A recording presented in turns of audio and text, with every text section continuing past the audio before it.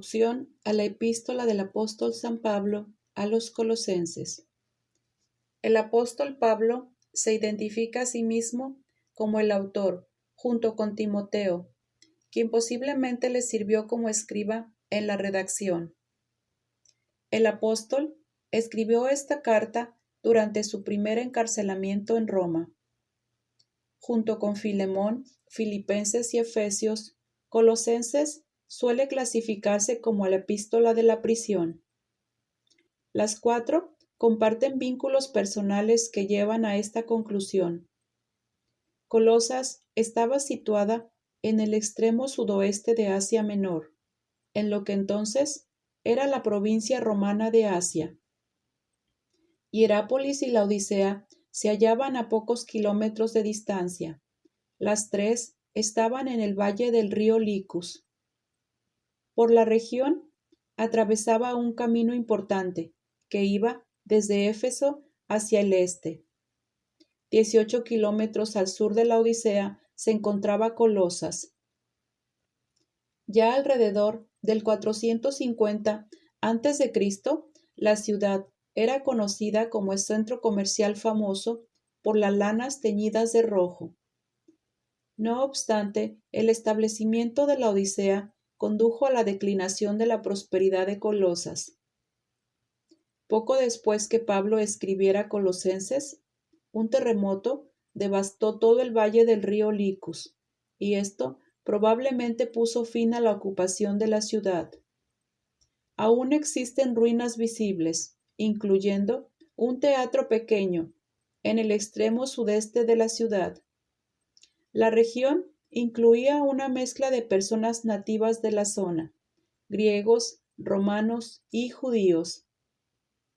El apóstol Pablo nunca evangelizó personalmente esta ciudad. En cambio, la iglesia fue establecida por Epafras durante el tercer viaje misionero paulino. No obstante, la influencia del apóstol se sintió durante su ministerio en Éfeso. Hechos 19:10 registra que toda Asia escuchó el Evangelio. El apóstol escribió a la iglesia durante su encarcelamiento en Roma, y así complementó la obra de Onésimo, el siervo de Filemón. El tema: la supremacía de Cristo sobre todas las cosas. Propósito: establecer y afirmar a los colosenses en el conocimiento de Cristo en contra del error. Si bien Pablo no plantó la iglesia en Colosas, ni visitó a los creyentes allí, se preocupó profundamente por la iglesia y recibió noticias acerca de la salud de la misma. Al enterarse de que los falsos maestros amenazaban la pureza del Evangelio de la gracia, Pablo respondió escribiendo una carta. Pablo responde recordando a la iglesia que Jesucristo es supremo sobre toda la creación y sobre la nueva creación, la iglesia. Por lo tanto, cualquier cosa que reste valor a la supremacía de Cristo debe ser repudiada. Pablo intercede por ellos y los anima a que en lugar de salirse de la fe que aprendieron de Epafras, continúen creciendo y siendo llenos del conocimiento de la voluntad de Dios en toda sabiduría e inteligencia espiritual. La vida cristiana se vuelve visible en la vida diaria. Es distinta a la del mundo. Sin embargo, tiene que haber un cambio en el corazón antes de que haya un cambio en la vida. Los creyentes colosenses enfrentaban una enseñanza que prometía ser a la persona más espiritual si seguía ciertas reglas. Esta enseñanza era contraria al Evangelio de Cristo y resultaba en una forma de religión que, si bien podía aparentar ser sabia y humilde, amenazaba la suficiencia del Evangelio. Por causa de esta amenaza, Pablo escribió a los colosenses para animarlos a continuar en la fe de Cristo. En lugar de seguir la sabiduría humana, los creyentes deben aferrarse a Cristo, en quien están escondidos todos los tesoros de la sabiduría y del conocimiento. Por lo tanto, el mayor antídoto en contra de la religión es una visión más clara de la persona y la obra de Jesucristo. Ver a Cristo, en quien habita corporalmente la plenitud de la deidad. En el capítulo 1, versículo 19, dice: por cuanto agradó al Padre que en él habitase toda plenitud. Y en el capítulo 2, versículo 9 dice: porque en él habita corporalmente toda la plenitud de la deidad. Conocer la voluntad de Dios, aferrándose a la unión con Cristo en su muerte y resurrección, y poniendo la mirada en las cosas de arriba, donde está Cristo, conduce a la semejanza con Cristo, lo cual es la meta de la santificación. Puesto que Cristo es suficiente tanto para la justificación como para la santificación, el cristiano no debe engañarse a sí mismo, conformándose meramente con formas externas de religión. Leer Colosenses y comprender su mensaje lleva a una experiencia más grande y profunda de las bendiciones en Jesucristo, la imagen visible del Dios invisible. Dios les bendiga, mis hermanas. Me despido con esta salutación final de Pablo. La gracia sea con vosotros. Amén. Colosenses 1. Pablo, apóstol de Cristo Jesús por la voluntad de Dios, y el hermano Timoteo, a los santos y fieles hermanos en Cristo que están en Colosas. Que Dios nuestro Padre les conceda gracia y paz. Acción de gracias e intercesión. Siempre que oramos por ustedes, damos gracias a Dios, el Padre de nuestro Señor Jesucristo, pues hemos recibido noticias de su fe en Cristo Jesús y del amor que tienen por todos los santos, a causa de la esperanza reservada para ustedes en el cielo. De esta esperanza ya han sabido por la palabra de verdad, que es el Evangelio, que ha llegado hasta ustedes. Este Evangelio está dando fruto y creciendo en todo el mundo, como también ha sucedido entre ustedes desde el día en que supieron que la gracia de Dios y la comprendieron plenamente. Así la aprendieron en Epafras, nuestro querido colaborador y fiel servidor de Cristo, para el bien de ustedes. Fue Él quien nos contó del amor que tienen en el Espíritu. Por eso, desde el día en que lo supimos, no hemos dejado de orar por ustedes. Pedimos que Dios les haga conocer plenamente su voluntad con toda la sabiduría y comprensión espiritual, para que vivan de manera digna del Señor, agradándole en todo. Esto implica dar fruto en toda buena obra, crecer en el conocimiento de Dios y ser fortalecidos en todo sentido con su glorioso poder. Así perseveran con paciencia en toda situación, dando gracias con alegría al Padre. Él los ha facultado para participar en la herencia de los santos, en el reino de la luz.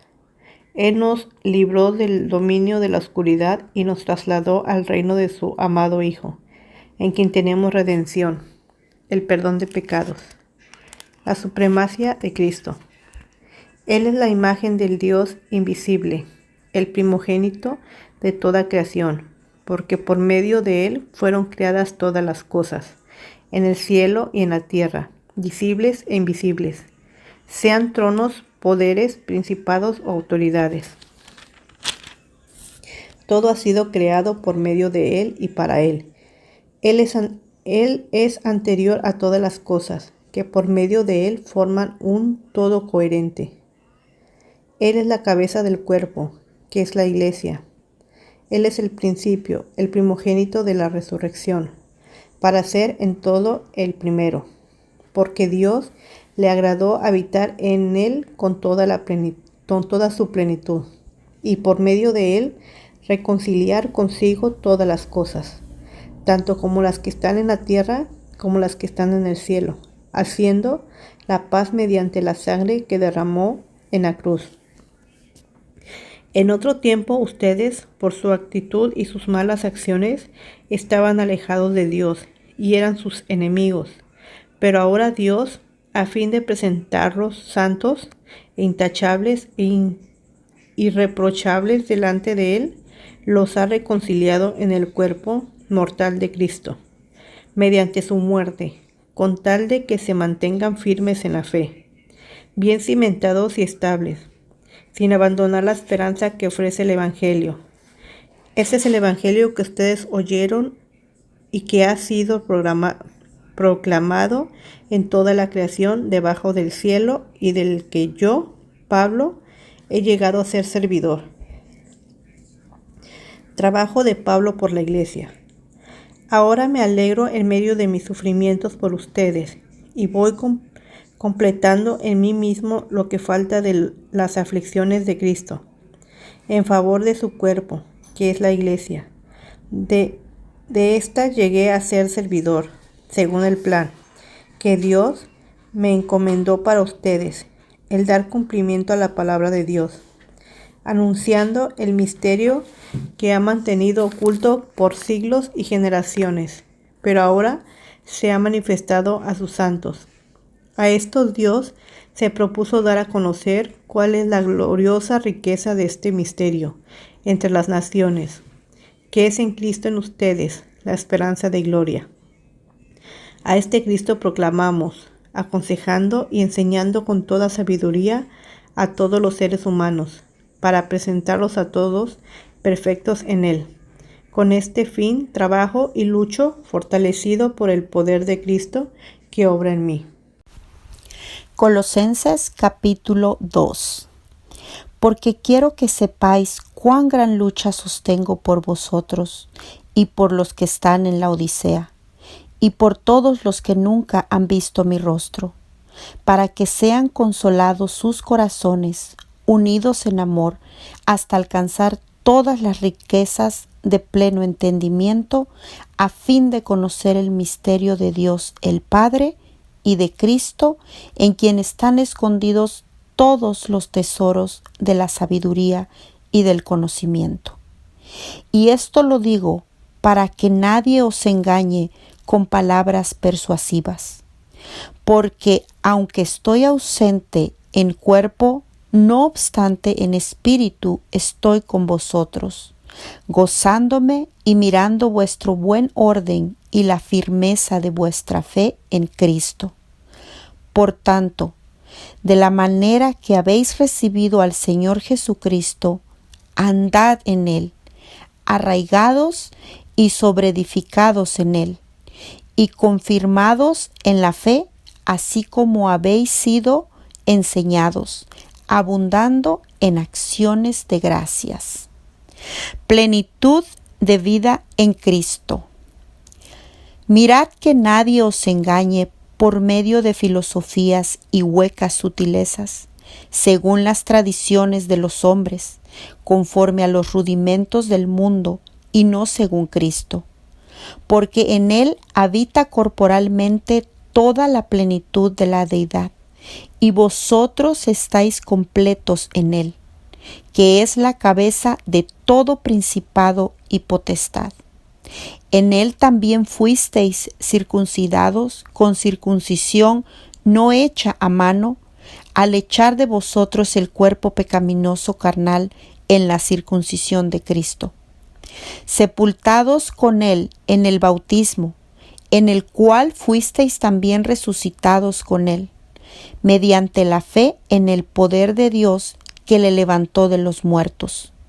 Y a vosotros, estando muertos en pecados y en la incircuncisión de vuestra carne, os dio vida juntamente con Él, perdonándoos todos los pecados, anulando el acta de los decretos que había contra nosotros, que nos era contraria, quitándola de en medio y clavándola en la cruz, y despojando a los principados y a las potestades, los exhibió públicamente, triunfando sobre ellos en la cruz. Por tanto, nadie os juzgue en comida o en bebida, o en cuanto a días de fiesta, luna nueva o días de reposo, todo lo cual es sombra de lo que ha de venir. Pero el cuerpo es de Cristo.